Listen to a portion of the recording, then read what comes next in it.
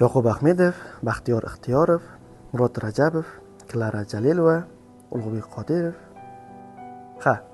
Nomi keltirilganlar mashhur o'zbek kino aktyorlari. Xo'sh, birinchi o'zbek kino aktyori kim? Unda boshladik. Sulayman Xo'jayev, birinchi o'zbek kino aktyori va kino rejissyor. 1893-yilda Toshkentda tug'ilgan. Dastlabki faoliyatini Turon teatr truppasida boshlagan aktyor keyinchalik Chodira, Avliyo qizi, Rabot qashqirlari, Ikkinchi xotin kabi ovozsiz filmlarda kino rejissyor yordamchisi yoki aktyor sifatida ishlagan.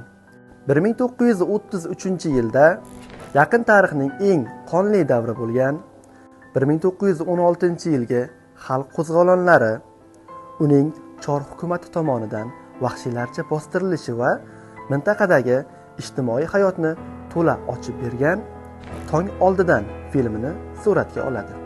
Film ilk namoyishdayoq siyosiy taqiqqa uchraydi va film yo'q qilinadi.